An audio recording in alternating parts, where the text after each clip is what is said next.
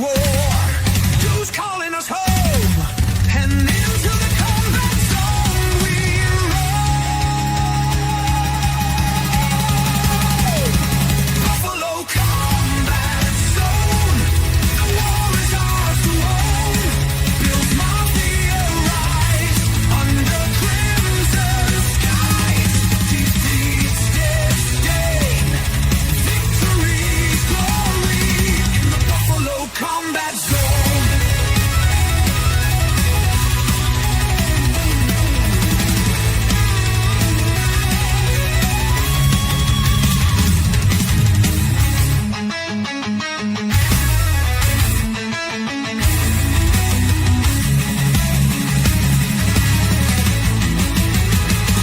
Buffalo combat zone. The war is ours to own. Bill's Mafia rise under crimson skies. Defeats disdain. Victory's glory in Buffalo combat zone.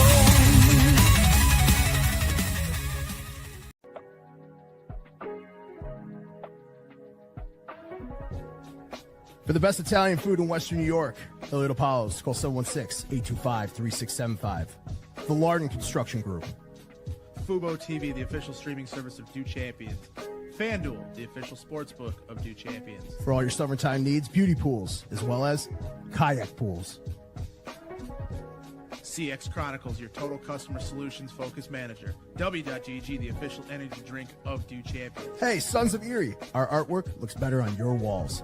Hamburg Brewing, please visit our tap room on Boston State Road, Hamburg, New York. And finally, Fat Boy Surf Club for all your surfing needs.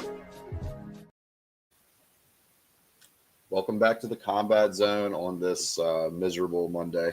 That's not better than Victory Monday sometimes. Please like, share, subscribe. We are Alex, Miley, and Randall. What's up, fellas? What's going on? Yeah, Miserable Monday indeed. it is a miserable Monday, man.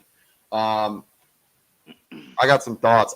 Did y'all want to talk about the game first? And just, I think we should get in today a little bit of like what we think the culprit is to the problems we're having, or the perceived problems. I guess if you don't think the problems are that big of a deal, or if you think it's like Miley thought earlier or said earlier to me that he thinks it's more of like a kind of we've been here before kind of deal. So, did y'all want to jump into it first? Yeah. I'll kick it off. I think that is the definition of a trap game. We came off a big win against the Chiefs last week, back-to-back, like, dominating wins. Then we traveled to Miami, a team who we normally beat. So I just feel like maybe they kind of took it for granted, like, oh, we always beat up on Miami. They're, like, kind of being safe with a lot of injuries and stuff like that. And then we started out slow, and then the turnovers bit us. Like we as soon as looks like we're driving to climb back in the game, James Cook fumble. And then we're driving to make it a one possession game, Josh Allen interception. Then Josh Allen fumble. And it's just like every time it's like, oh, we're finally moving the ball, finally getting down the field, but we could score some points. And it's just devastating turnover. And I honestly, this is probably the quickest I got over a loss, which is shocking because this was the arguably the worst game we've played all year. And I was within 30 minutes, I was like, all right, we got Tampa next week. I don't really care that much. We've played good against the good teams we've played this year. We've put up some stinkers, the Atlanta game and this game, against bad teams that aren't going to make the playoffs. And personally, I'd rather do that than beat up on bad teams and lose to good teams, because we're not going to be playing bad teams in the playoffs. We're going to be playing good teams in the playoffs. Like, yeah, we should beat the bad teams for seeding purposes, not saying we should take anyone for granted. But if I'm going to have one or the other, I would rather have us beat the good teams, or at least play very competitive. So it's like, all right, when we play these teams in the playoffs, I feel confident we can win these games. And so I think Tampa's the real test. Let's see how they respond. I think if we go out and lay an egg against Tampa, who just lost to our division rival in New England, one, it probably sails the division goodbye. Like if we want to win the division, we have to win that game.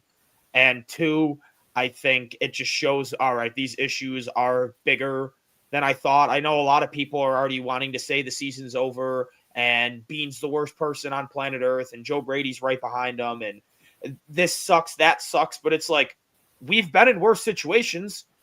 2021, we were 7-6, 2 games behind the Patriots for the division. 2023, we were 6-6, 3 games behind the Dolphins for the division. Guess what happened both times? We won the division because we rally. Josh Allen in the end of November and December is an absolute beast. He always picks it up, gets ready, so we're running in full stride come playoff time, and I expect it to happen again.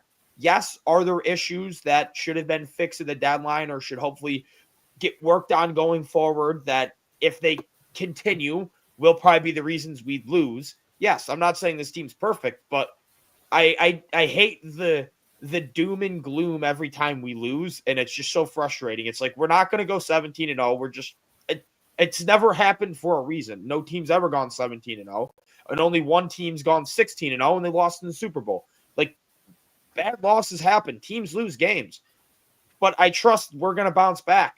And it's just the way people are picking at straws, saying, oh, Josh Allen doesn't care about this team. I've seen people saying he's going to be requesting a trade team or a trade. Oh, yeah, Josh is going to request a trade soon, and I might just jump ship with him to that team. It's like, just shut up. Get off Twitter. Stop being a Bills fan if you're going to act like this. Like, no, it's not happening. Josh on the sideline is probably just more so pissed at himself for how he's playing than he is at the team around him because, he's not playing his best football right now. I think. Okay. Go ahead, sorry. Go for it. Sorry. Miley, I definitely understand where you're coming from. But where my issue is with this game and where I think we are as a team is pretty concerning in the fact that, first of all, the two good teams we beat are the Ravens and the Chiefs, correct? Yeah. Yeah. And then really the rest of the schedule, the losses are rough. The wins are, So the Ravens we'll talk about because it was a 15-point comeback. Incredible. They played some bad defense. Jair Alexander's a terrible cornerback. Chiefs. We played the Chiefs, no run game. They don't have any run game, right? We ended up beating the Chiefs without having to really rely on run defense. Now, I do agree that, come Tampa Bay, that's a good test. But again, we'll be healthier. Bucky Irving's going to be out, and then Rachaad White's going to be running back. So that's another team, a good team that if we pull out that win is somewhere where we don't have to be tested in run defense. And run defense is our Achilles heel when we're talking about those losses. Bijan Robinson and Drake London were 2 players that beat us. Literally 2 players. Michael Penix is not a good quarterback. Tua, not a good quarterback. Who beat us? Achane and Waddle.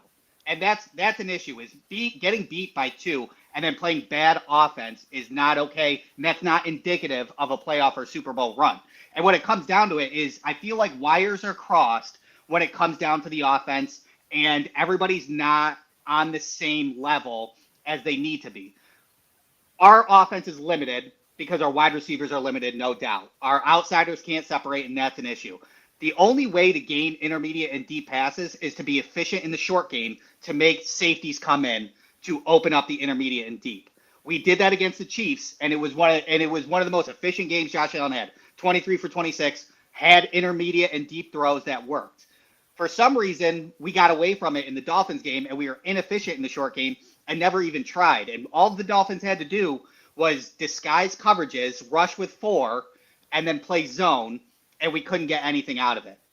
Josh obviously did not have, to our standards, a $55 million a year quarterback, did not have a fantastic game in the fact that he did not agree to take those short passes to beat Miami down the road. There was about 5 or 6 good plays where he should have took the short profit to open up the deep passes. And when he did do that, those were the 3 possessions that we were leading to that led to a turnover.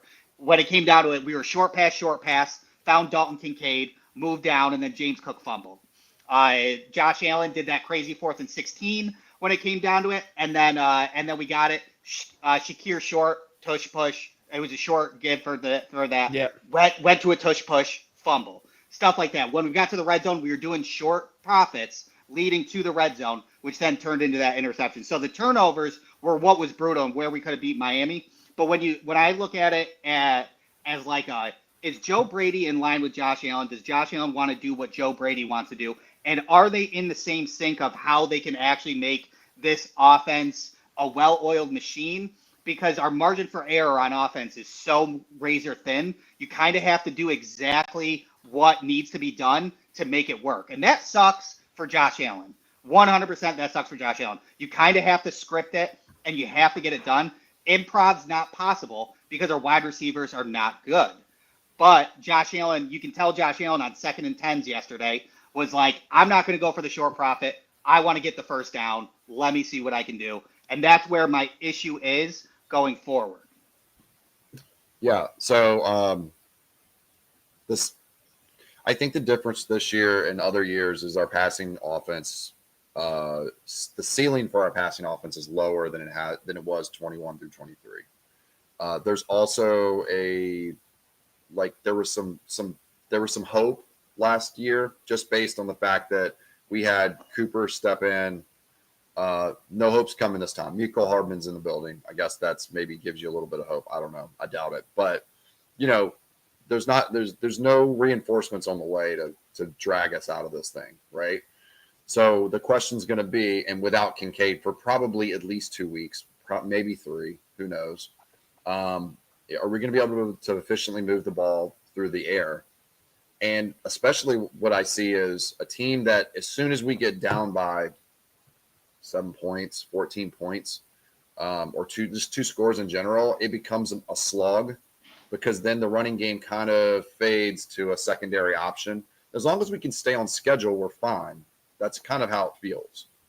But as soon as we get off schedule because of the way we get played or the way we come out slower, or it just depends on what's going on in the game script, we get off of that and then we become very one-dimensional in a bad way. Like we used to get one-dimensional in a good way. Our passing offense could carry the load, and often it did, and that would put us in a good situation. We actually wanted to be in a one-dimensional kind of situation. I think we need to throw away this run-first bullshit. I'm over it. It's running the ball 50-50. We got to be able to run the ball when we need to. That's the bottom line. But run-first teams that work, even the Ravens didn't work when they were a true run-first team. They would get behind in games. People used to talk about all the time how they were front runners because they couldn't come back because they moved the ball too slowly up and down the field to be able to overcome lots of points. And I feel a lot of that the same way, but also because of how we're built, we really are a run-first team, the best rushing offense in football, but it doesn't necessarily feel like it because it's being carried by a guy, James Cook, who is not a punisher. He's not punishing defenses for tackling him, So, like, when he's running through and sliding through, he's not taking many hits. And I don't feel like he's wearing down the defense effectively like a Derrick Henry or Saquon Barkley does. So the run-first attitude in our top-ranked rushing offense doesn't truly feel like it, and we don't have any other options other than Josh. Josh is our second leading rusher by 5 times as much as the next guy behind him. The next guy doesn't even have 100 yards, right? So we're in a situation now where we've leaned into that, in my opinion, and I just don't see it as something that's going to be beneficial for us long term. We have to be able to pass. It's still a passing league. We need to be able to run when we need to, and there's no reason to be running a 50-50 split on this stuff. A lot of the reason we don't feel good about these other wins we have is because we've leaned off of the passing game and we leaned all the way into the run game completely, like against the Jets and against the Panthers, where we really aren't having to throw the ball at all to win the game. And that's fine to get a dub on the board, but at the end of the day, it isn't really showing, like we're not really getting the practice we need on the football field every single week to be efficient in our passing game. Now, Josh is passing up reads. You can see it on tape. It's not all his fault. But if I was Josh and my guys were never freaking open and I'm trying to carry the team because I feel like I don't have any help and just the profits don't feel like they're just working, I would probably miss reads too and start big game hunting a little bit. I mean, like that's what he did in this game. He had 300 yards for his bad game, right? 70% completion percentage. That's pretty damn good. But what I would say is I see a lot of people online kind of blaming Josh. And he's the last place person on this list that needs to be blamed right now. I mean, he really is. He's the only reason we're a good football team. Like the receiving core we have would not be adequate for any player. It would nobody outside of Patrick Mahomes and Josh Allen. It just wouldn't work. If Lamar had this receiver group, he would not be throwing. He'd have 16 touchdowns and 13 interceptions like he did in 2021. He might not have 16 touchdowns. He'd get hurt. He'd have to. He'd choose to run too much. Yeah, he'd be running over plays. Yeah, like, it doesn't make any sense. So, right. I guess my final point with it is I'm kind of over people online being intentionally dense about Josh Allen. and their criticism of him. Like, look at it, like Stevie Johnson's even saying, I'm like, dude, stop defending Keon Coleman because he's another receiver. Keon Coleman, I hate that. He's a nice kid. He sucks.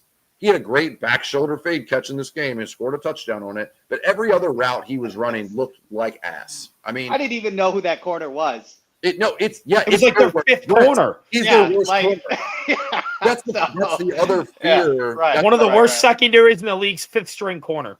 Yeah, and that's Yeah. the other fear I do have for this team is like this secondary for the Dolphins outside of Minka Fitzpatrick is straight hot dog water garbage. It's Yeah. awful. And we felt like they went into base defense, and that was a surprise to Brady somehow. Meanwhile, Right. we're still doing jet sweeps. The only things we do in our offense, jet sweeps, screen pass, 50-50 ball, and hitch and curl. That's it. And, you'll see some deep over routes occasionally with the tight ends. They're the only ones that can get down the field. It seems. Well, and Palmer, like. but he It- hasn't been But healthy. Palmer's not in, right? And- Exactly. And deep hitches. At least he'll be What back is this up- week, most likely. Yeah. What is up with 15-yard hitch, come back, and then look? Like, Yeah. I understand, like, you're Yeah. trying to pull a couple guys to you, but that is useless Yeah. with our wide Well, receiver core. Yeah, the wide receivers don't know how to read a zone coverage, apparently. Like, we run these Yeah. hitches and then they stand Right. still. That's not how you run a hitch route. And NFL, Honestly- you don't run a hitch route by standing still. You run it and you find the opening and you sit in the opening. They just Right. sit there covered. I honestly Yeah. think that the defenses expect Keon Coleman just to run straight and do 50-50 balls. So I think that their idea is like they think he's going to keep going straight and just run into a contest. He runs into contested catches. And instead they're like, just come back. And Yeah. then it's like, oh, it's a 20-yard or 15-yard hitch or whatever. And you're like, yeah. And most of the time it doesn't work because it's just there's no deception. For a team that does so much motion, we have very little real deception in our offense, it feels like. And That's the line of scrimmage, yeah. there's no bunch sets to try to free up the receivers. Clearly, Brady doesn't think that there's a problem because he said he wished he passed the ball more yesterday, which I kind of agree with. Lean into Yeah, it. he said on first down, which is right. Yeah, which is right. yeah. He's right. Kind of He's okay right. with that, but Yeah. figure out better passing concepts. Like these concepts, like, dude, we're still running a screen pass on 3rd and 9 to Khalil Shakir yesterday. This is 2 weeks in a row on 3rd and long. We're running a screen pass. That tells you how much confidence even Brady has in this receiving core. He doesn't think Right. they're any good either. And we're just sitting here going, I think this whole thing, to the point of this video today, this all falls on Bean. I know McDermott has made his own mistakes, and Brady is this. I don't care. It's Bean. Bean had opportunities for the last 3 years to fix this problem. He saw it coming, right? I mean, he knows that Diggs 3 years ago is when Diggs blew up, right? Maybe he's in 4. No, it's 3 years ago when he blew was up on the 3. sideline. This day was coming, and his idea was Gabe Davis is good enough to be a wide receiver too, and now let's trade back a bunch of times, and let's not get a separator like Lad McConkey. Let's get the guy who has cool highlights from the LSU game.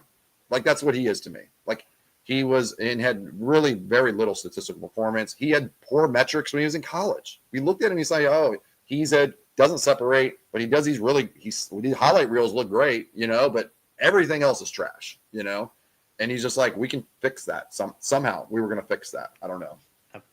One point I want to dispute is talking about run first offense being bad. The Eagles just won a Super Bowl with it. The Colts have arguably the best offense in the league with it. The They also- Lions have had one of the best offenses in the league. Yeah. The First of Ravens all- have one of the best offenses in the league. Well, let Like, me the let me give Rams, my you can even defense. argue, Yeah. the Rams are a run first team. Same thing with the 49ers. Let me Same give you thing a with the defense of that. Seahawks. We run the ball more than all those teams.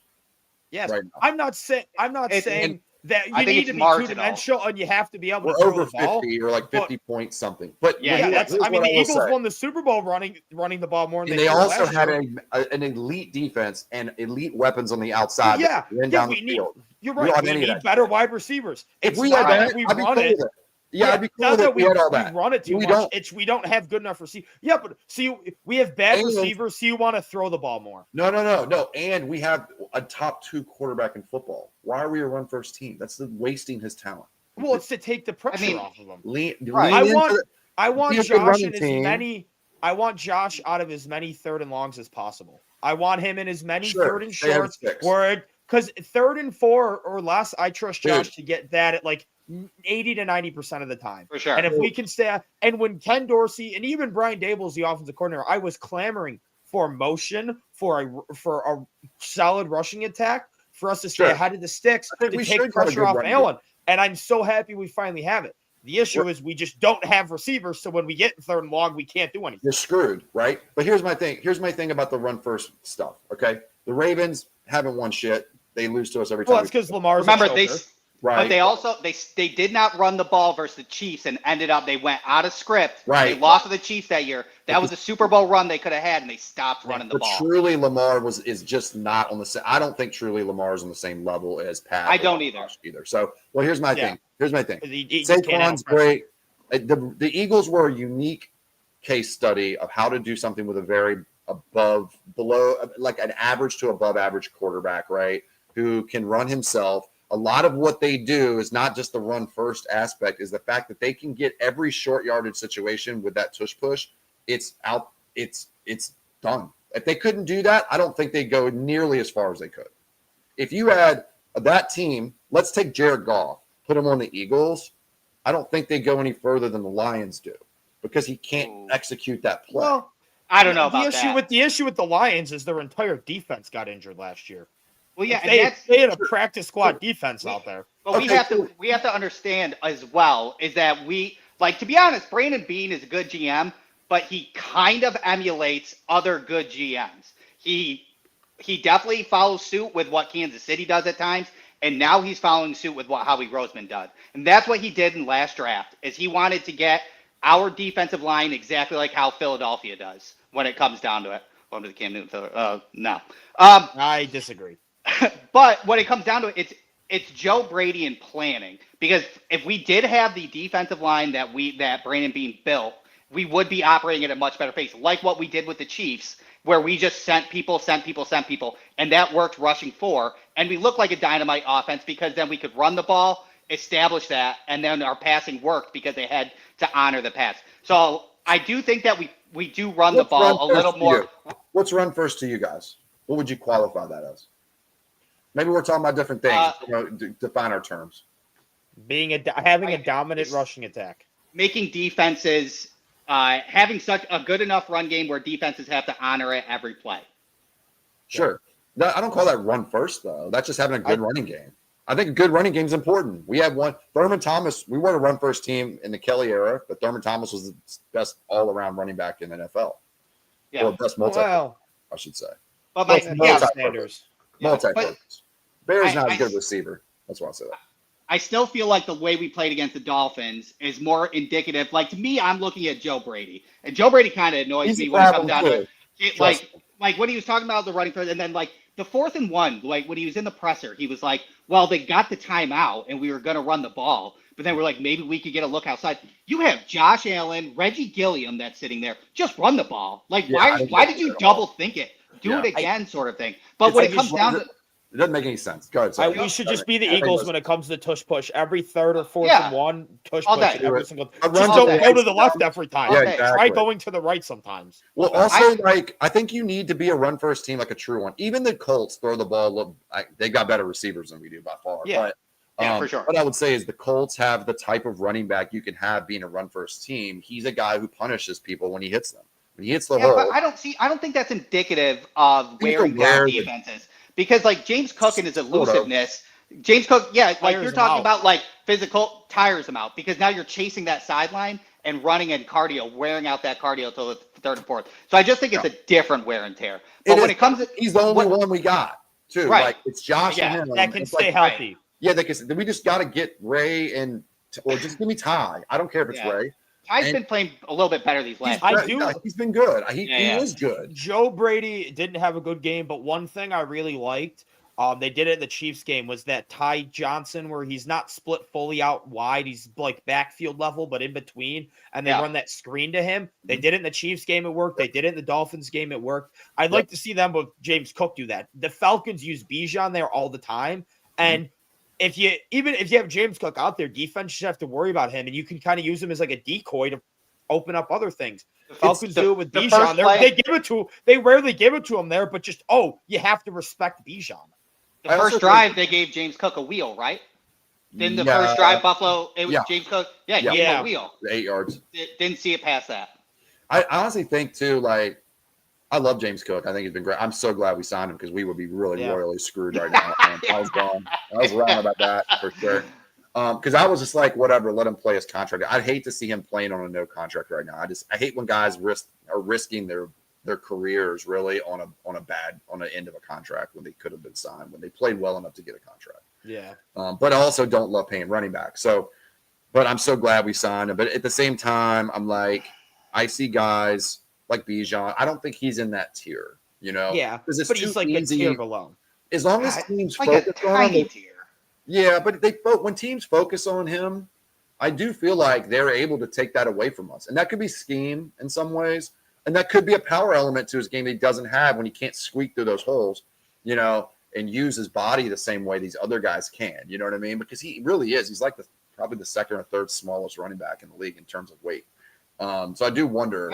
I mean, Bijan in the last 4 games, 84 yards versus the Colts, 46 yards versus the Patriots, 25 yards versus the Dolphins, Well, and then 40 yards against San Fran. Well, that's Did they also bail? because Zach Robinson's an idiot. Yeah, and did they bail out on the run game or no? You just play like I don't know. I'm pulling up stats real Well, quick. But they yeah, have the shut The down Falcons Bijan. also have an They obsession shut with down Tyler Bijan. Algier for no reason at all. They do. They love. They what do. would be That great? was Indy. Algier would be a great combo back for. Yeah, James he Cook. would. That's what Ray should Yeah, have been. he's when it not a comes good down to it. combo back when you have Bijan in fantasy. He's like a Yeah. good, Oh, he's yeah, like a yeah. dumbed-down Like, version of the same. Bijan's arguably the best Yeah. running back in football, but he'd probably I'd put him number 2 right now behind, or maybe 3 behind JT and Saquon, or 2 behind JT. And then they give it to Tyler Algier, and I'm like, what are you doing? Yeah. I don't think but- Steve. I don't think Kincaid can do the things. I mean, I'm sorry. I don't think Coleman can do the things Kincaid does in the slot, Because he can't get out of his breaks, can't handle the physicality, and he doesn't understand coverages. It's So really Kincaid at least disappointing. go through coverages. And it's so disappointing, man. Kincaid has had Kincaid. You could make an argument. Kincaid's been the best tight end in football this year when he plays. He just can't stay healthy. In advanced metrics and his overall statistics when he plays, he just can't stay healthy. And it's another. They were trying to. Somebody brought up the training staff the other day, but I'm like, this is another thing I have an issue with being on. This is a type of player we chose. He's an undersized tight end who's had injury problems in the past, and we're like, go. That's why he can't play 60% of snaps. And when he's in there for 40, he gets hurt. And I'm like, I don't know what to do with that. At the end of the day, like, he was supposed to be our answer for everybody eats at the end, and I just don't know if that's the type of player he is, generally speaking. I mean, again, a wide receiver 1 would really help Kincaid as well, and it would I open don't up need everything. a receiver 1. I just want a 2. Well, yeah. I mean, that's what it is in our offense. Yeah, And exactly. that's what it is in our offense, Everybody keeps realistically. saying this like elite But- digs like receiver. Yeah. I don't think we need that. No. No. Just go get. I would take Steve one. would've been I mean, I would love, Yeah. Say the Ship Bengals, me. say the Bengals do decide to just sell off everything and they trade Burrow. I'll take Jamar No. Chase for two Hey, firsts they and a got- second. Yeah. They got to get rid of somebody on offense to fulfill that defense. And T. I Higgins would just will go trade for all far of them. less than Jamar Chase, right? I would get all 3 of them. The thing is, I don't want T. Higgins because Josh Allen can't play with non-separators. I get he's a lot better than Keon, Coleman, but yeah. he runs a lot of those type of routes. And a lot of the reasons those like back shoulder fades and stuff don't work is Josh doesn't have great touch accuracy. He's not going He to does on have some what routes. T It's also. just not that route. He That's does, Yeah. but on like a some lot of the routes that T is good at, Josh doesn't throw very well. So I don't want a T Higgins sure. type of receiver. Agreed. Jamar Chase is what I very much mean. Well, yeah, but they should. If I'm Yeah, them, I'd yeah, trade yeah. I'd trade all 3 of them and just start from scratch. Like that throw he made Wow. to Knox last week, where it was just feathered it over the top, the deep shot when it was a Oh yeah. RPO. Yeah. And he threw it over the top. That takes a lot of touch to make that He throw. hits- that kind he's of good protect- he's good at those kind of throws, but he's Josh not Palmer good at in the Ravens. in games. middle of the field touch passes, I feel like he does Yeah. really good. It's more Yeah. so boundary touch passes. I feel Right. like he struggles, Every except for quarterback is corners. good at, not good at, like every quarterback has issues with touch at certain areas of the field. Yeah, you know? For sure. like throw a seam This- route. this is Josh weak. can throw a seam route better than almost And we any never quarterback run I've them. seen. And we never run seam routes. We never run seam. Well, yeah. Okay, so here's another thing that, like, Here okay, he last made it both last thing about Joe Brady, because he's obviously on my shit list. Yeah. Why wouldn't, as a game plan, be like, hey, Do you know who's in that backfield? Like, who's in the backfield? I know that Josh Allen. I don't think that Josh Allen saying when he was like, I have to give guys chances. I don't think that was a martyr statement that people thought that he was like, it's all on me. I think that Joe Brady needs to tell him that he needs to give certain people chances against certain teams, like the Dolphins. Curtis Samuel ran a seam route that he should have thrown on a one-on-one to Dante Trader Jr. Dante Trader Jr., his fourth or fifth year in the league, his RAS, he refused to run the 40 because he knew he was going to run it too slow, and his RAS was 2.3. Just throw it, and it's going to work. It will work. Curtis Samuel will catch that and stuff like that. And then we finally did it with Keon in the mismatch. Joe Brady should have prepped Josh Allen and been like, hey, you see a mismatch, throw it up. We have a better chance of winning one-on-one this game and this game only. And Joe Brady should have done that. I think that also with Keon, I think they're trying to validate their investment at the end of the day. I think they've invested into him. They want to be right about it, and I think that they're going to keep peppering him with the targets until we either proves them right or wrong. He's already proven them wrong. But there was a world where he could have went 7 for 135 and 1 touchdown. There was at least maybe 2. On that right side, side where it's coming up. Josh missed him. If he throws it on the inside, Keon has the inside leverage. He could catch that, break that tackle, and take it. There. I mean, that's still he would have had it. He would have had it all really day. Hard throw, hard catch. I wouldn't even say that's a hard throw, though. There's no safety right there. Probably not. Inside. It was not. If you don't trust him, it was an easy throw. If you don't trust him, we don't really know what the route was. Everybody's saying it was a dig down the field. I mean, I think it inside leverage, but I don't know if it looked was like a go route. I know. I think it was a go route. He just had inside leverage. Yeah, and I don't think he trusted him to. I don't think he trusted him to make the right adjustment. He threw it up instead and said, "Go get it." It was out of bounds though. He threw it out of bounds. It wasn't that far bounds. He could have probably made the catch if he was in bounds and the ball was the timing was right. I mean, he wasn't so far out of bounds. I posted it in our chat. It was 3 yards. It was 3 yards out of bounds. Yeah, if he I don't remember being that far out. It has to be if that was not inside, that was not going to be a catch. Yeah. No. It is what it is. I mean, I think that at the end of the day, he doesn't trust him. And that's the issue. That's the problem. He's losing confidence in his throws because he doesn't trust. Yeah, because there was the one touchdown where Keon ran a slant, was open. But I think Keon's issue is his effort when he knows he's not getting the ball. And I think that's part of it. So Josh just doesn't even look at it. That's why all these people on Twitter, it's like, oh, Keon gets open on these throws. It's like Josh isn't even looking his way because he doesn't trust him to give effort if he's not the first read. Yeah. That's kind of the issue I see. I mean, you see Keon when he caught that slant 2 weeks ago, and Steve Smith broke it down, and he caught it, but he was like, "This is not somebody who's confident in his hands." Yeah. And honestly, the whole reason we drafted his dumbass is because he ran a gauntlet drill and he could run it fast because he trusted his hands, and now he doesn't trust him anymore. So what are we doing? That's what everybody was saying. That's a guy who trusts his hands, and it was like, at least he's got that going for him. Now he doesn't even trust his hands. So. I don't know. I think that project's over. Would not be surprised if he was traded in the offseason, honestly. He won't get traded before then, I don't think. Yeah. I think he could be traded in the trade that we get an upgrade for. I've already said, Jamar Chase. Jamar Chase, 3 firsts, and Keon. I'm looking a little more realistic. I'm looking Waddle or DJ Moore. This is another problem I have. Bean is so far in one direction or the other. He can't get his head out of his own ass. He's like, this everybody doesn't work. So I'm gonna go get freaking Jalen Waddle, and then you know what I mean? Like in the middle of the trade deadline, give him 2 first-round picks. Just do it like every other good team does it. Draft the damn player, get him for cheap. I don't figure it out. But I have no trust. I get you. I 100% agree. Give up whatever picks to get the receiver. I have zero trust he will draft the reason these guys hit on receivers a lot of times is because they take swings every year on guys, every other year at least. And we're not even taking swings. The type of receiver being sucks. Well, that's the issue. And then this year they got played through the draft. I'm like, what scouts are? I don't know. Because that's the number one issue is picking out. And that's when it comes down to it. It's either, I agree, it's either both can happen. Both of yours can work. The issue is if you go Miley's route, then we're probably trading an asset. And then DJ Moore, is cuttable after 20. DJ Moore's a good call, Miley. No lies about that because he's cuttable after 2026. So it's almost like a year rental to Unless where you he can figure it out, pops or off. you can, unless he pops off and you can keep him 100%. But what B needs to do is if he really wants to go through the draft, because I do agree with you, Alex, that it would be better to have a rookie that we know that we can keep for 5 years, not like Keon that we're trading back into the second, is trading up and getting a surefire of one of these three guys. Makai Lemon, Carnell Tate, or Jordan Tyson. If you can get one of those three guys, then you have a better – hey, what's up, buddy?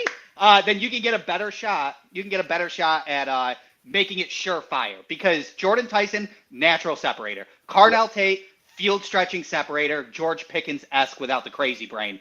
Makai Lemon, outside separator. Dog. Those guys separate. Those guys get it done.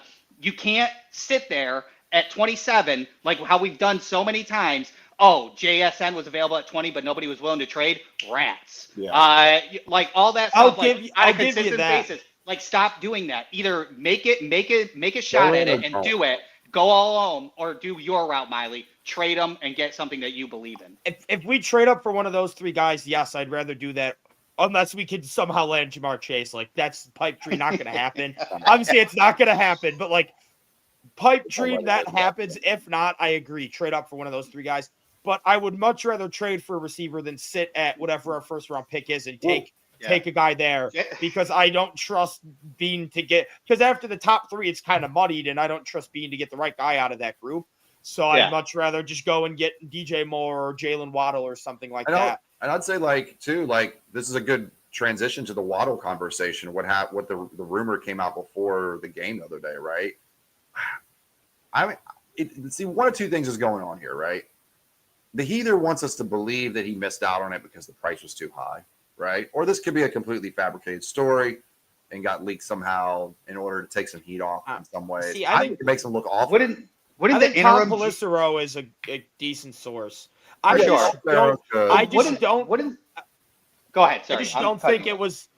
I just was just going to quick say I just don't think he was unwilling to give the 2026 first. It's the only thing I don't believe. But besides that, I believe there. Yeah. Yeah, Like, what's you up with would think that? that's a given for Waddle because he's worth the first round pick. And 2027's worth is worth like a second. So it's like really getting a second and a third. Unless the report was giving up both first, which then I wouldn't have done. That I'm all for Do making trades, not but that- if it was they were really asking for both first, no. I like Waddle. If it was either or 2026 first or 2027 first, and he's just like, no, I won't give up the 2026. I don't believe that, but if that is true, that makes him look bad. But I've seen different reports where some people are saying it was both first and some people saying it's either or. If it was both, then Bean was right to not make that trade. That's just a stupid trade. They used the question is almost the wording because they said he was offering a third and then a 2027 first, but instead the Dolphins wanted a 2026 first. So is that so? I don't know what that means. For the, exactly. Right, the 2026 third into a first, or was it the 2027 first into the 2026 first? That's where the nobody's gonna. No, we're not gonna figure it out. Here's the other egregious. I think it's egregious though, because think about this: he could have been wasting his time doing other shit rather than chasing interdivision targets that he knows already that the price is higher, right? Yeah. And he comes in with an offer that's kind of mediocre for that level of a player. And when it wasn't that, he was like, "I'm out," and I'm like, "Now you lost out." I think it's a good one. 2027 first for a better Miami. draft class for a better draft class first and a third for Waddle. The price that Miami was asking for him, the rumor was he wanted a first plus assets. And that's what first and a third. But he came in with a first in 2 years, not next year, which is not. I would rather have the 2027 first than a 2026 Me too, first. 100%. And I think their scouts are probably thinking the same thing. They're probably not thinking that far ahead. They must not have. That's the thing. They don't have a GM. They don't even have a GM. Interim GM, right? Yeah. I don't think that's why you should have took the 2027. That's right. I think they were thinking this year they need a first round pick to make moves to get a quarterback. And they wanted that 2026 first because that was more important to them. And if they weren't getting, they weren't going to make the deal. The Dolphins are stupid, so they are. And they are. But also, I would say this: like, if Bean is wasting his time in the sandbox with them, where he knows the price is higher, he knows it's unlikely they might even give us anything because they hate us. Instead, he could have been chasing Olave or Myers or Shaheed. I and think he- that's Who's where to say- that's where I Who's think to it say is. that he tried on Waddle and then they were like no on Waddle? Yes, he should have went after Myers or Shaheed, but I bet you he tried on Waddle Then we heard and just realized Debo- no on Waddle. What do you know about Bean? Is like he just isn't that good at scouting these receivers. I don't think. I mean, other than Diggs, and the next pivot was, or the rumor was Debo, right?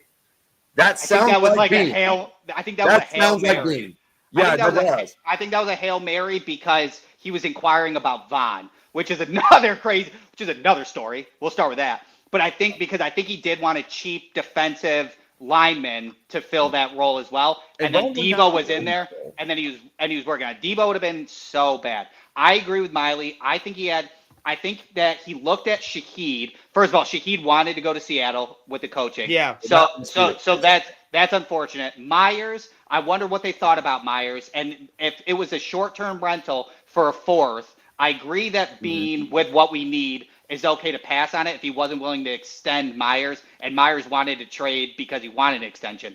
I really thought he had his heart set on Olave. He kept trying for it and then had to dip out and then started going. It's just unfortunate that the sellers were legitimately the Jets and the Dolphins. That's unfortunate for us, and that's what it is, sort of thing. So I kind of disagree with this. By the way, this statement, real quick. I kind of disagree that this is a down year. I mean, it's really not. 15 touchdowns and 5 picks, and he's on pace for 4,000 yards and in the highest completion percentage of his career.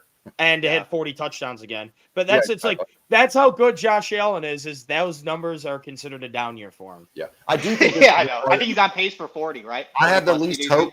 I do have the 4,000. least hope for this team to be successful in the playoffs based on how we're currently constructed. The AFC, but the AFC's the worst it's been. That's And the thing. that's- It's like I guess we're trending. Isn't that ironic? Trending what the AFC is, right? And Isn't it ironic, though? I wonder if there's a case to be made about it, how the AFC and the NFC are flipping, because the AFC was so quarterback, like, bam, top 6 quarterbacks in the AFC, and everybody got paid, and now you're seeing roster construction get affected by that in 2025. And now the NFC's working with $25 million quarterbacks. Yeah, I think they need some level of home field advantage to get to these playoffs. I think the Ravens are going to make it still. The Chiefs are going to make it still. For sure. I felt worse about the 2022 and 2023 teams because 2022 we had a great record, but it was kind of fake and the team fell apart, and then the DeMar and and then 2023 we were 6-6 and that was rough. And we were kind of. I mean, I believed we'd win the division, but that was more so just I knew Miami would choke it, and I also think KC and Baltimore were a lot better than they are right now. And I feel better about this team than those years just because the AFC is much weaker. And you're probably right about this time of the year. I probably felt worse about those teams because we were like 5-4. What were we 5-6? 6-6 in the Dorsey, 6-6. The Dorsey got fired after 5-5, and then we were 6-6 after the Eagles. I did feel worse, but we ended up being the 2 seed that year, which is crazy. Right? Yeah. We went from out, which is the craziest thing you could ever imagine. Okay, I do have one question at this point because I know that we're offensive centric on it, but does anybody do have concerns with the defensive line and the way it's constructed? And now the reason why I am concerned, yesterday, 7 pressures, 0 sacks, 2 QB hits. Deion Walker led with 3 pressures, and 13 total missed tackles. Terrell Bernard was 3, and I saw Daquan Jones play the edge way too much yesterday. We had to. That's where my concern. That's where my concern is. Right. The depth is bad. The 2 worst pass rush games we've had this year, both against Miami. Yep. Yeah. Somehow. Well, my thing is, I think Epinesa will be back. Yeah, he'll be back next week. And then probably Joey Bosa is not going to have a club on his wrist all year. Are you sure? People are speculating broken wrist. He had the injury. I guess even with that, I thought he played a pretty decent game. He was shredding blocks. I thought Rousseau played fine. I thought Rousseau had 0 pressures, and 0 Bosa, sacks, 0 QB hits. I saw at least 2 pressures that I noticed. No, Bosa. They were both. Rousseau and Bosa were both very good in the run game. I thought they made a couple of really nice tackles. And then our D-line is, once we get Epinesa back, we're not going to be putting Daquan Jones on the edge. But so we need that'll TJ put him back Sanders. in the. And then TJ Sanders just opened up his window. He'll be back soon. And I think you get those 2 guys back, it should help mitigate this some. I mean, I don't think we're ever going to have that good of a run defense, but I mean, I think it can become below average. And then I think our secondary has playmakers. Cole Let's talk about Bishop and We do, Maxwell we do, Harrison we are do, we do. playmakers. Yeah, You saw Cole Bishop, he had 2 picks in that game. He was legitimately inches away from jumping. Ooh, that was And a even close one. though Terrell's looked like crap this year, we know he can be a playmaker. He can force turnovers. I think he should be benched, but when he's on the field, he's a play waiting to make. Yeah, well, I'll When he say sees it that. right. I think the run defense's problem is almost completely fundamentals, tackling, Yes, solid 100%. Yeah. integrity. 100%. Nothing about it with the penetration's bad. I don't think they do poorly in holding up the point of attack. Like I thought, they're double teaming Deion Walker a lot of times. I think he's holding his ground better than I thought he would as coming out of college. Bishop has turned into the best player in the defense the last 2 weeks. The last 2 weeks. And he was coming up and run support yesterday too and was doing quite well. The problem is you have Poyer in the game way too much. Yep. And Hancock. I think they did just not get his didn't like how Hancock had a pretty bad game against the Chiefs, and he was just out of position on a lot of it. So I think they kind of were like, let's. Yeah, I thought it was Poyer. a promising game for me. It wasn't like, oh my gosh, he's bad. I just it was just a lot of rookie mistakes. So they're probably like, all right, maybe we need to. They should just let him reel it in with what. This was the game they could let him fight through it though, and right. I mean, like even Harrison today, right, or yesterday, right? Harrison gave up 2 big plays that I thought were big plays, almost huge. That was like a 20-yarder, but he's good otherwise. Against a receiver like Waddle, I mean, he's going to put a rook. Yeah, growing pains. Yeah, we'll have Bedford. Give him like 2 more years. I bet you he could lock up Waddle with his skill set. Yeah. And Agreed. I also like want to give Cam Lewis more credit. He had a good game again. Maybe he took a step because this is the first time I've ever seen him on the field and not want to gouge my eyes out. So I think the good thing because we tried dime, but the issue is when we were playing dime, the other defensive back was Jamarcus Ingram. Jamarcus Ingram let the first touchdown was on Jamarcus Ingram for sure, but they were playing dime in that spot. So when when Christian Bedford's back, that dime is going to be Cam Lewis, and I think that is big for sure. And we need Shaq Thompson back, man. Yeah, because Milano all of them are back. Into a very average player. Bernard is taking awful angles to the football left and right. He is, He's and not gotten through back to tackle. Yeah, he led the 3 minute tackles. I don't think his ankle's healthy because he's even though he's playing, he's on the practice report every week. He's not even fully practicing every game. So I think that ankle's bothering. I mean, I don't think he's that good right now, but I don't think his it's kind of like maybe Taylor Rapp with his knee is like he's taking the angles he's used to, but he's moving slower, so it looks so much worse. Maybe, yeah. And I think it's something like that. So we need Shaq back, and then Dorian is really only good when we're winning and teams are in pass first because you can have him as that blitzing linebacker / QB spy because he's great in that role. I love him in that role. But outside of that, maybe a base 3-4-3 linebacker against a Derrick Henry type. But outside of that, I don't like. I mean Solomon too. I mean I kind of like Dorian a little bit more than Solomon because he's especially against athletic quarterbacks because he's more likely to actually be able to tackle or like chase him down and tackle him. Yeah, this is true. This is sometimes Benford does not know what's going on. Bernard. I will say, Alex, because I am a pretty big Brandon Bean apologist, and I'm soon getting out of it. I'm soon getting out of it. But what 6 and 8, we might be 6 and 8 in 5 weeks. Are you kidding me? All right, continue. I didn't even read it. I just put it up. Sorry. I didn't even read it. But when it comes to that'd be rough. All right, next time. No. Steelers are frauds. Houston will be a tough game. Bengals, I do not care. We'll be fine. Even with Burrow, Flacco has it offense great. But sorry, continue. That's okay. This is kind of like an irrelevant point. I just kind of want to agree with Alex a little bit on the Brandon Bean thing. Is he does have a really good shot to recover. And Miley, I can attest to this as well. Is that he really needs to understand the TV deals that are coming in the future and what the cap is going to be. Predict it and attack it. Do not be reactive to TV deals. Be aggressive the way that we've handled cap because we could open up about $60 million next year. We need to be aggressive with that money and expect the TV deals to come in and then even it out itself instead of being reactive on it. He needs to go hard either this offseason and this offseason. Here's my fear though. Harry Pagula also needs to put some pressure on Bean.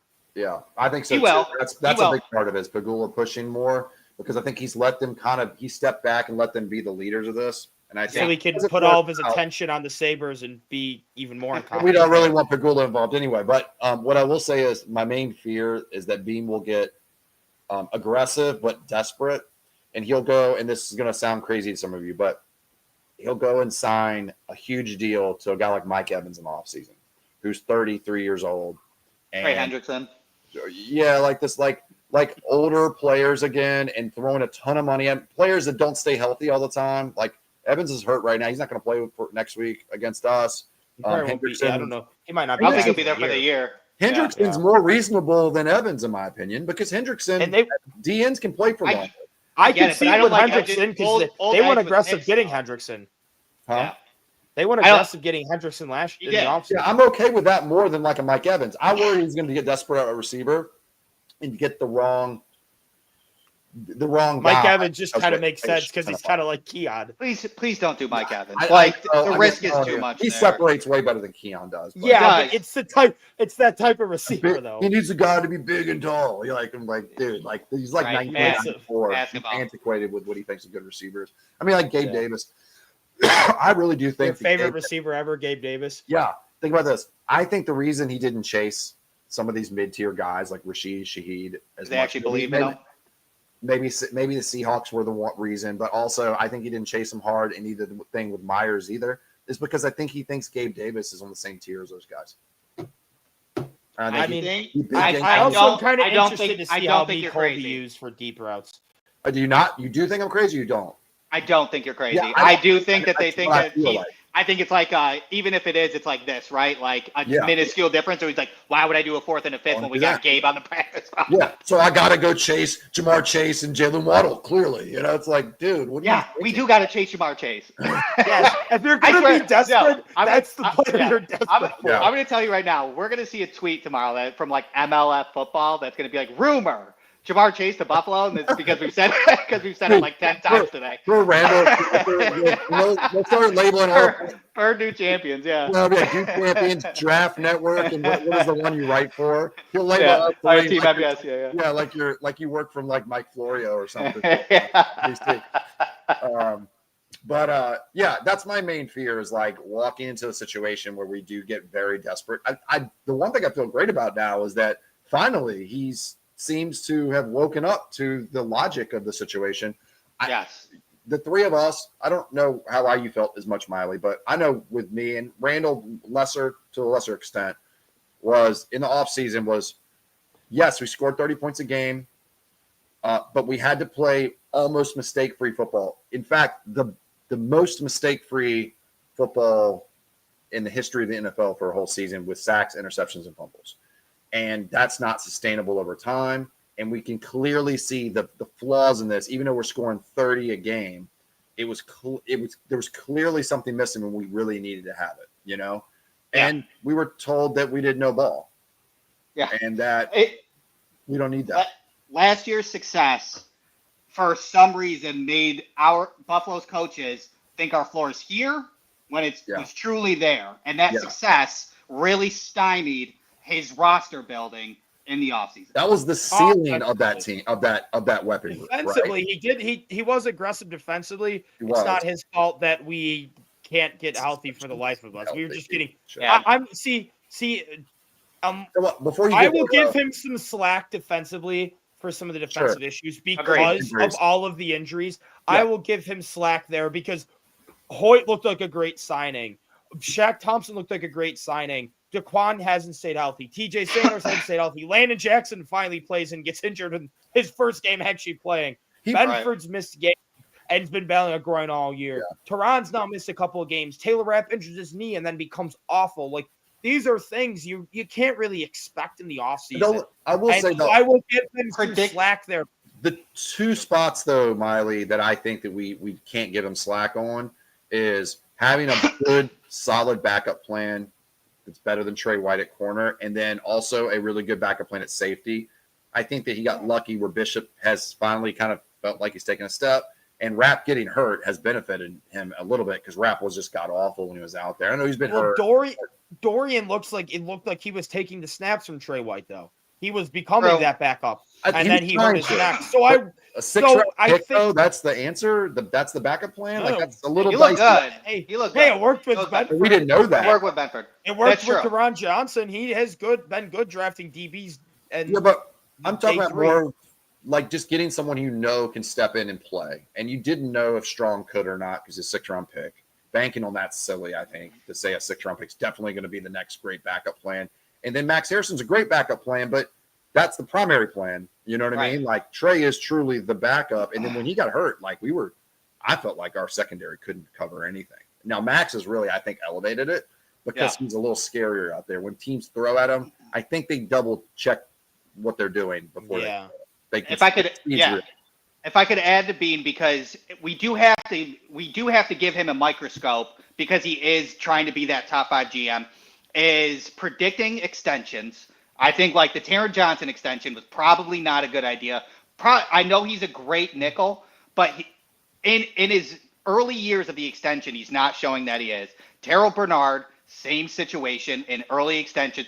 And then the colossal mistake, and I will say it's absolutely colossal, is Landon Jackson over Xavier Watts. Because it was very clear, it was very clear cut that we needed that safety. And he drafted a 2026 edge ahead of Xavier Watts when he was staring at you in the face. Clear cut though. If Rapp played like he did last Xavier year, Watts, I it doesn't matter though. He would be the backup. If Rapp was good, he'd be the backup for a good backup. And Xavier Watts had 2 years at Notre Dame with Really good 5+ interceptions in production and a stud. Like, yo, that's a BPA pick, and he didn't take it. I wanted Watts. I'll give you that.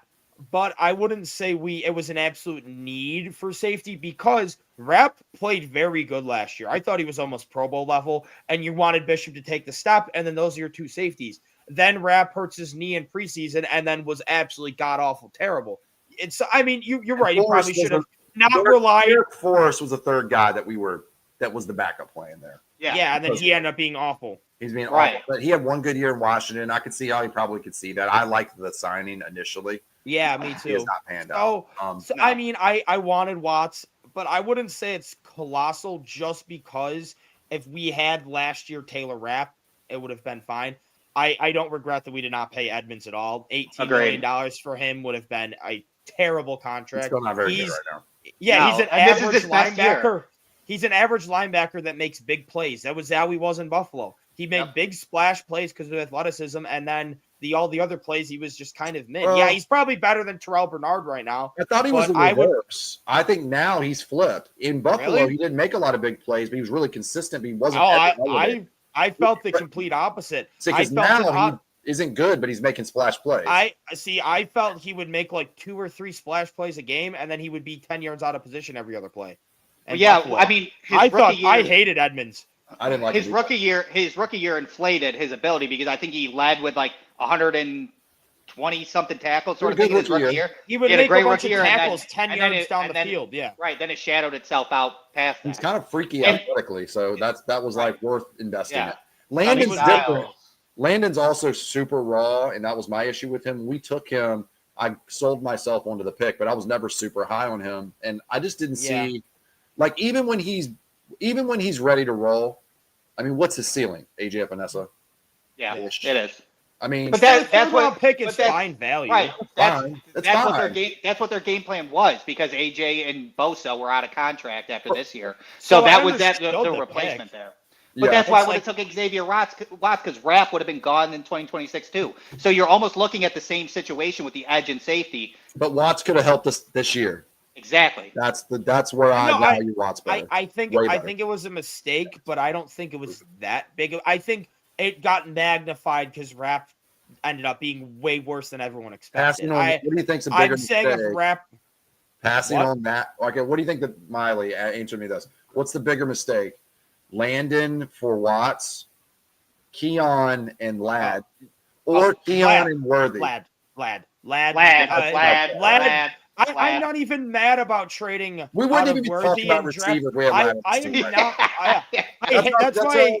That's why he's exactly the kind of player you want. I hate people like, Bean didn't put enough assets into the wide receiver room. No, he just put the wrong assets in. If we drafted Ladd, no one would be saying anything about how many assets he put in the wide receiver room.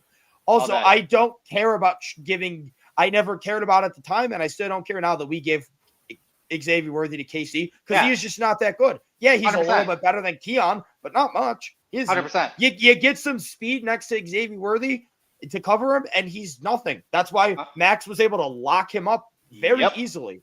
Yep. And let me wedge one in the middle of that, Alex, by the way. And I would even put Watts over, maybe. So number 1 would be Ladd, clearly. Number 100%. 2, That's number probably 2 the worst mistake of Bean's career. Alfred Collins. Over TJ Sanders. Over TJ Sanders. I think that's a worse one is Alfred Collins. I think that's a over worse TJ one than Sanders. Landon and Watts. Because he was But the I type think- of player that we really did need, and Tyler Williams was on their radar, and they did not pivot to Alfred for whatever reason. I think that's a better McDermott pass thing. rusher than he is, See, too. my thing is, I think that's more of a McDermott thing just because of how he likes his defensive tackles And than that's a a Bean. problem.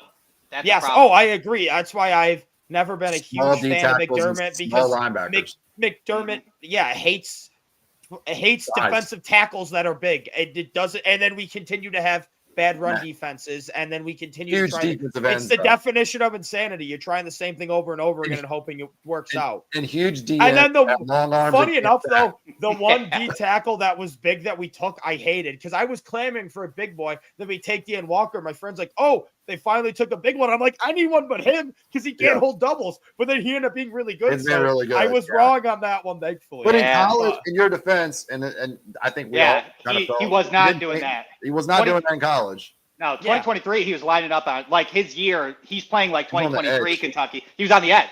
Yeah, Yeah. he was on the edge. Yeah, He's playing like what? He's playing like four high a lot of Yeah. times. he was, yeah. They just, Yeah. it's their wide receiver rooms and their defensive tackle rooms have the same issue. They don't have any versatility. All their D tackles are penetrators. All their wide receivers are slot guys. And TJ Sanders. he's never TJ gonna Sanders- win. Sorry, go ahead. I was just gonna. I was going to say, TJ Sanders, when he comes back, needs to be like how Maxwell Harrison came back. Like, straight up. Like, we traded up for He him. needs some juice. He needs to be like, I'm ready, like Max Harrison did. Max Harrison sat. He didn't even play week 1. He got hurt in training camp, and he came out ready to go. TJ Sanders needs to do that. Like, no excuses, needs to be impactful. And I'll say this: Deion Walker should win Defensive Rookie of the Year, in my opinion, but he won't because he's a defensive tackle. Yep, And agreed. because He he was won't the get enough first round pick. stats to do it. Yeah, he won't get enough stats. If he was the first round pick, he would have a chance because he'd be on more people's radars. But And, I mean, and Travis Hunter doesn't deserve it. like Jihad he'll Campbell be out. probably. Yeah, maybe, and or Campbell, Watts. Malachi Starks is going to make a run. Watts actually is probably. I don't know about Malachi being there, but Malachi's played better lately for sure. Yeah, I would say And probably corner from Watson, Michigan, Campbell. Will Johnson. Will Will Johnson. Johnson. He's played pretty. Yeah, he's been pretty locked down, but he doesn't have the Yeah. production to be DPI. Yeah, you're right. I think it's right now between Campbell and Watts. That's I'm probably Watts just because of what is Campbell given as far as sack production. I Not don't know much. what his. I mean tackle production, not sacks. I know he's not an yeah. average. I'm not I don't sure. know, but Is he has. Is he the middle linebacker, starting middle linebacker for them? For Philly? I'm not positive. I'll He went find to it for you Philly, real right? quick. Yeah, That's what I thought anyway. I think Watts has probably got more notoriety and based on what he's done so far to probably carry that home, but that's just my guess. So what else you guys got for me, man? I don't know. I'm going to figure out tackles real quick. But Yeah, that was a good Predictions comeback. for Sunday's game. Yeah. I got 31-27 Bills. I think the offense bounces back.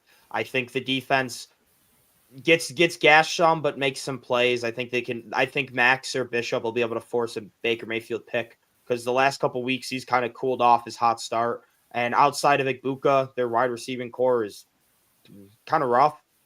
So I think that we'll be able to You make only some need one plays against on us. that. I mean, yeah, you're right, but Yeah.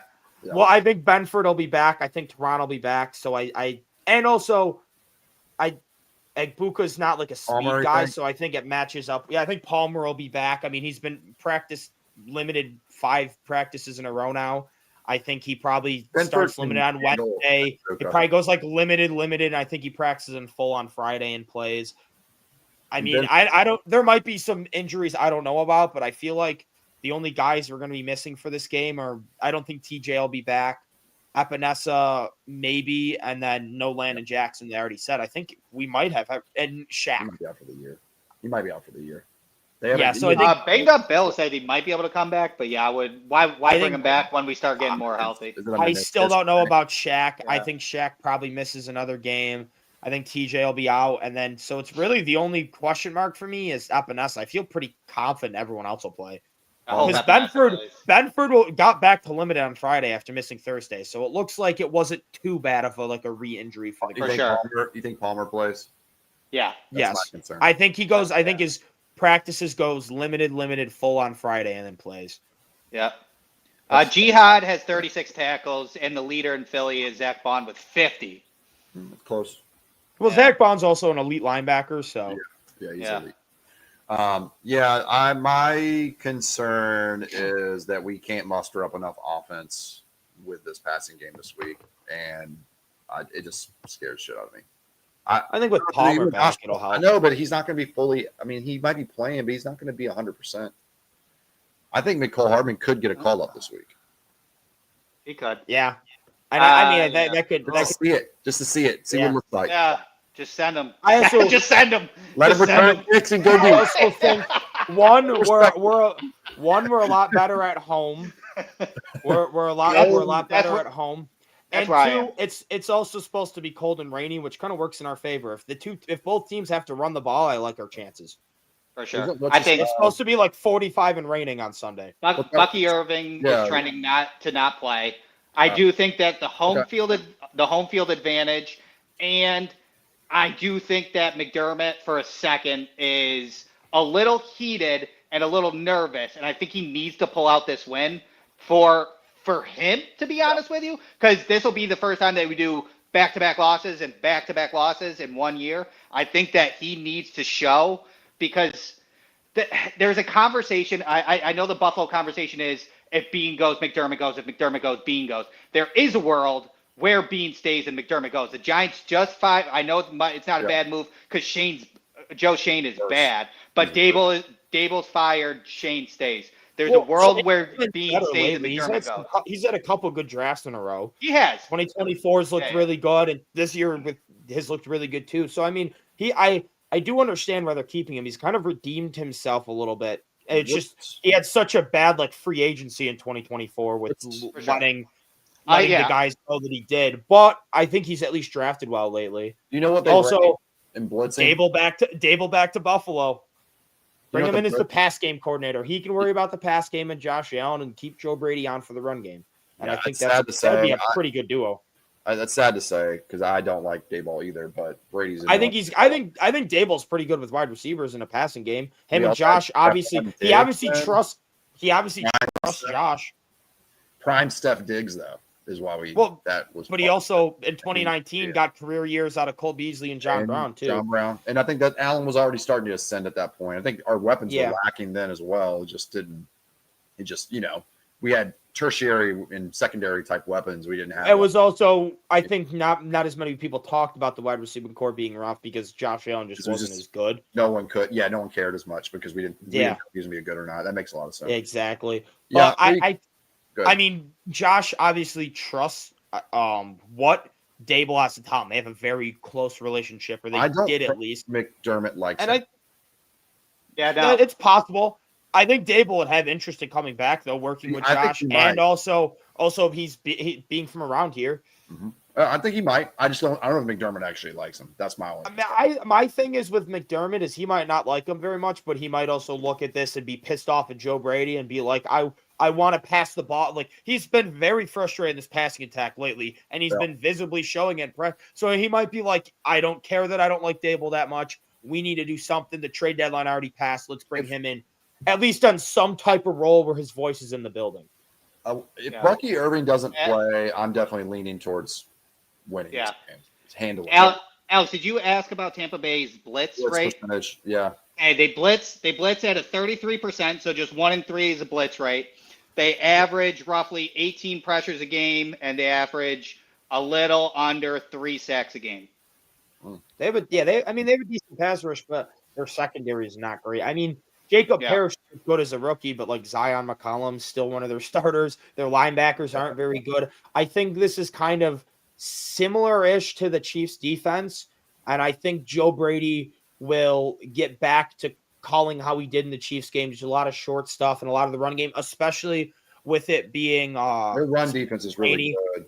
I'm just looking at some stuff now. Their pass defense is not strong though. Yeah. Yeah. Well, and Palmer back, I think that'll also open up the underneath a little bit because I think because Palmer offers a threat. That's why our passing attack did look better when Palmer is in there. It's our worst passing attack games are the Falcons game and the Panthers game. He didn't play. I'm in on Mecole Hardman now. Yeah, I would love that. Yeah, I'm in. Yo, I'm like, elevate him. is there really- Elevate Make him. it work. Put- Make it work. When we Make it signed work. him, I was like, is there really that much difference between him and Shaheed? I mean, are they Yeah. kind of similar? Yeah. Just make it work. See what happens. Mecole Hardman can also be the return man. I don't want Shakir. Right. If Shakir gets injured returning a punt, I'm going to be pissed. Yeah, For sure. Yeah. All day. Yeah, I don't know. I think that the other part of this game that helps us too is an NFC opponent. The familiarity is not there, and it's in our house, right? I think we would have And- done if it was in our house. Shitty weather for a Florida team also works in our favor. Yeah, they're used to Florida weather. It's very muggy and hot Yep. still down there. I think it's going to be a problem for them. My score prediction is going to be 31-13. Oh, all right. Oh, dang. If Bucky Irving doesn't play, Yeah. you don't have to deal with Evans or Bucky Right, Irving, it goes out. and pass defense isn't great. That's probably a recipe for some success, especially where we can get our home crowd where we can hear him actually through the cadences and the motions and the audibles, and they won't be able to do it as much. The fans are going to be a little bit pissed off and rowdy, so they're going to be expecting a lot. So I think they're going to come out hot. Yeah, that's right. You're going to that game, right? Yeah. Yeah, government's So back am I. open, so I think I'll get my flight. Wait, it open? Did it open? Well, I think they're voting on it, and I think it's pretty much. I was like, because I heard they Yeah. were close, but I didn't know if it was Yeah, done. there was like a deal in place, but it hadn't been officially Yeah. voted on. Golly, Yeah. man. It took long enough to do that damn thing. I'm annoyed by it, but whatever. We won't get Yeah. involved. Anyways, Yeah. but yeah, I will be there. Miley, I'll text you. All right. Dude, that's awesome, man. That's good. When are you flying in? Early Friday. I get in at like 10 a.m. and then hanging out with fam in Rochester, and then trying to get to Buffalo Saturday to eat wings, drive back, Oh, yeah. and drive back for the game on Sunday. Gotta have some wings. Listen, I every time I go, if I'm not even going to Buffalo, I'll go for a day, go to like 3 stops, and come back. That's awesome. That's Gotta gonna be a do good it. time. But how long Yeah, is the flight from there? Probably like 3 hours max. 4 hours, yeah. It's 4 hours. typically I was like gonna say- 2 hours to Chicago, 2 hours to That's it. Rock. Yeah. It's because you're I having was to gonna make a say stop. 3 hours sounds about right because to get to Florida from Buffalo is about 3 hours. So Well, Randall's coming from a city like mine, Richmond, Virginia, where you never go direct anywhere. The airport is super expensive to go direct. Yeah. If they even offer it. I know there's Usually like they don't. barely any direct. I mean, right? usually I I do can get layovers through- too because it's a lot cheaper. Buffalo probably doesn't have I any get- much either. Mulla Yeah. Niagara's there and stuff. You probably have more. Right. direct. Yeah, That's for sure. But I can I get think through it's security. pretty I rare can get I've through done security in direct. 25 minutes. Yeah, me too. That's awesome. Yeah, small Oh, like- airports, baby. oh, Small just- airports. Yeah, I had some bad luck though with my direct when I went down to that Miami game when we took the division from them. We had funny enough, James Cook was on our flight. Oh, that's And awesome. then we were going to be sitting right behind him on the connecting flight back from Philly. And then we sat on the runway for an hour and the flight got canceled because of crazy wind and rain. Awesome. And so then we ended up just renting a car and driving back through the middle of the night to get. And From where? Philly airport sucks. Philly. Oh, Philly. Oh, that's not that bad. But yeah, our pretty connecting far. flight to Philly, James Cook was on it. And then our connecting flight from Philly to Buffalo, James Cooks was sitting right in front of us. Was that like a 6.5 hour drive from Philly? Yeah, I was sleeping in the back seat the entire time. It takes 8.5 from where I'm at Virginia. So, all right, guys, we had 100, almost 120 people. 119, just dropped 116. We won't get there. All right, so appreciate everybody jumping on. Please like and subscribe, and we'll be back next week. All right, go Bills. Thank you. Go Bills.